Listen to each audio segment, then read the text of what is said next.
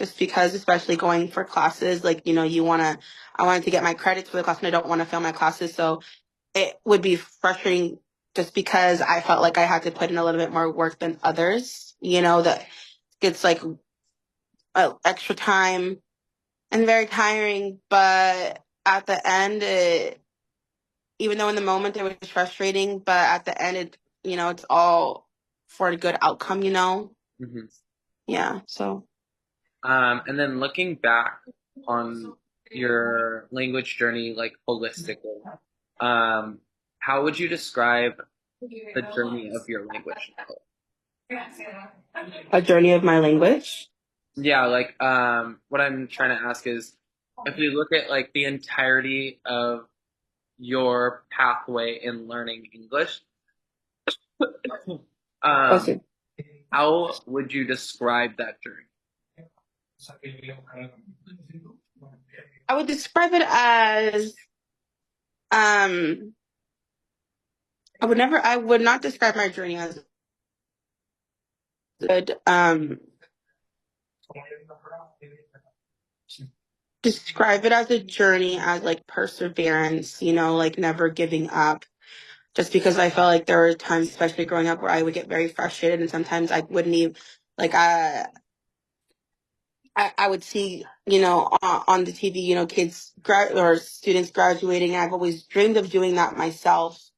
And I think that is one thing that always, my dream of getting my diploma has always been, one of my main goals. And even though I did struggle, I always saw the positive in the struggle. Like I always knew that this wasn't that it was always for a good outcome and that everything would be worth it in the end. The tiring nights, sleepless nights, the, reading text two, three times, even five times, like it was worth it. Um, and then going into your language use now, how frequently would you say that you use English, both um, in your studies that you're doing currently, as well as in your personal life with your family? I would say I use it every day. Luckily, my brothers speak English pretty well. My older brothers speak English pretty well. Because they came to the States before I did. So that kind of helped me. But I would say I'm an expert at English. Like I only communicate to people in English except for my parents.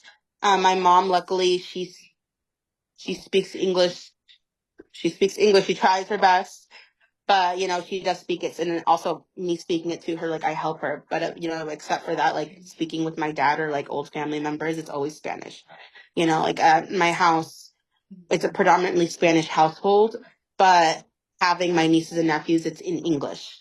And even outside with my friends, it's in English. Like I have friends that are Latino, but they don't speak any type of Spanish, which is okay. You know, it's something that I wish like, oh, I had Spanish speaking friends, but I don't. But uh, it's helpful every day. You know. Okay. And then, what are some of the activities or practices that you use to keep yourself engaged in your English proficiency? Right now, since I work at a school right now to engage in with my English, I'm working at summer school right now with kids. One thing growing up, my mom always put me in after school programs to help with my English. After school activities, basketball, soccer. So that helped. So even then, I'm not a coach, but I feel like even during the summer, I could still help these kids even if there's or we have a few Spanish only kids that speak Spanish, but like what I do is I help kids. So I right now I'm working at the after school during summers or summer school program. If also I um yeah, and sometimes I even offer the parents, like if they would like their kids to have extra help with the teacher and me, like I always see if like there's things that I can put together, like little pocket books to send off to their kids during the summer, so that way they're a little bit more prepared for when school year comes. Okay, cool. And then are there any areas of your English language acquisition that you're still actively working to improve on? Probably just nailing my American accent, I'd say, because I know that sometimes, like, it's funny to say, like, sometimes I do. I'm somebody that, because I am a mix of Salvadoran and Mexican, I speak really fast. And that's something that I struggle. No, I don't know. I don't really notice it, but the kids at work, they tell me, Miss Neal, you speak so fast. And I'm just like, how? Like, explain how I speak fast. And then I'll speak to them or try to explain something and they just look at me and they laugh. They're like, you speak so fast. So it's more like just trying to slow down when I communicate. And if there's something I want to get out, I get it out slowly but correctly and not too fast like that I'm used to doing. Yeah. And then do you feel like there's pressure um from like people in society or people around you to kind of conform to this idea of what English is supposed to be spoken like in the American society, specifically like California? I feel very lucky to be in California just because I feel like in the state it's like a very big mixing pot. Like there's a lot all different types of Latinos, even what white Americans speaking Spanish, which is always very impressive to me. So it now I feel like growing up, yes, but now absolutely not. Like now you see a lot of just people that speak one language, and you see even people that speak predominantly English trying to communicate to English speakers. And instead of it being the opposite, Spanish speakers try to communicate to English learners. I mean, English people. It's the English speakers communicating with the Spanish, and they're trying their best to understand them instead of the other way. So I feel like I'm very lucky to be in California where that isn't much of a struggle now, Yeah, especially older. So it's more welcomed, I'd say. I would agree with that for sure. As you began learning English, when you were 5, um, were there any social effects that you experienced personally, when you were in the process of learning English? Um, Probably one would be once I finally understood English and started speaking it, instead of just thinking in Spanish, my thoughts would also be in English. So it's like now I think predominantly in English, but then I remember seeing the switch I remember like noticing the switch in my brain of like, oh yes, like today we're going to go to the park instead of, oh, mañana vamos al parque. It's different, it's quite a funny like realization Yeah, do you growing feel when I like grew up. it's So in that moment and you're like, oh, wild?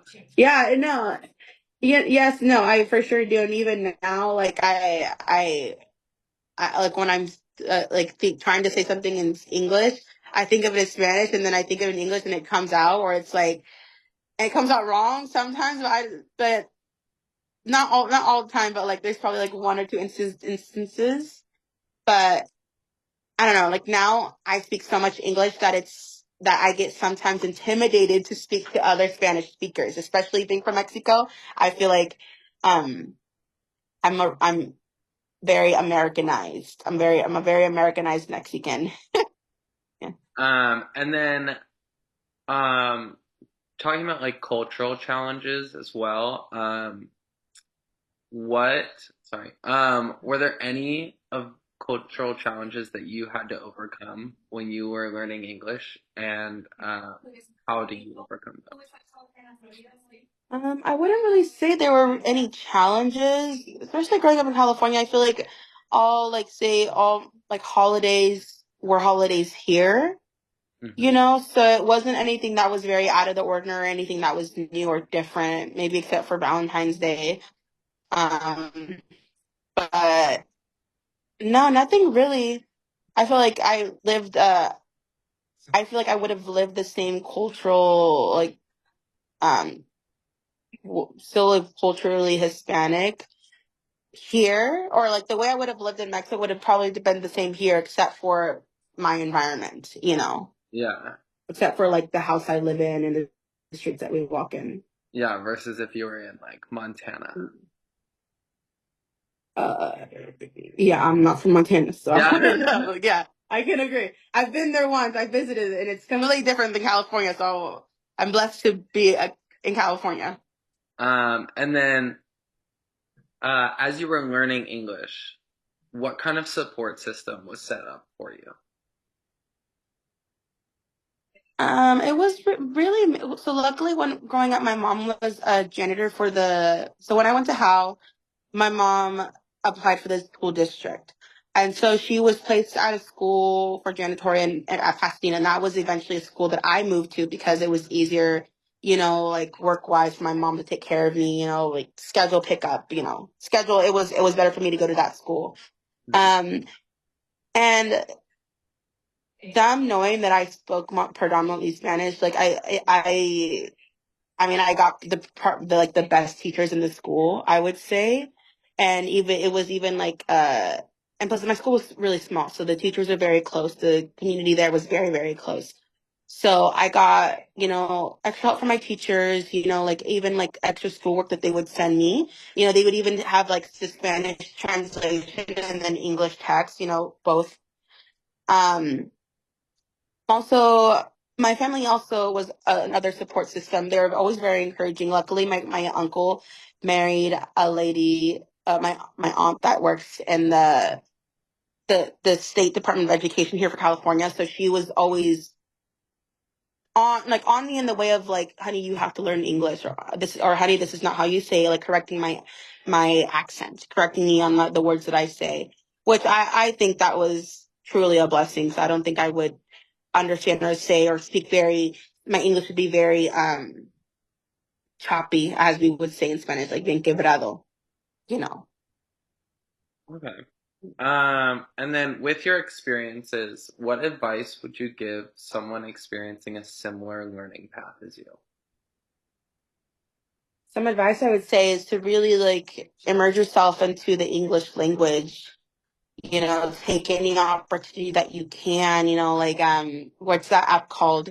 There's like an app where it's like you can learn other languages. The Duolingo, I would say like Duolingo, even yeah. small things like that, like it helps, like it gets engraved into your brain. I would say like do anything in your community.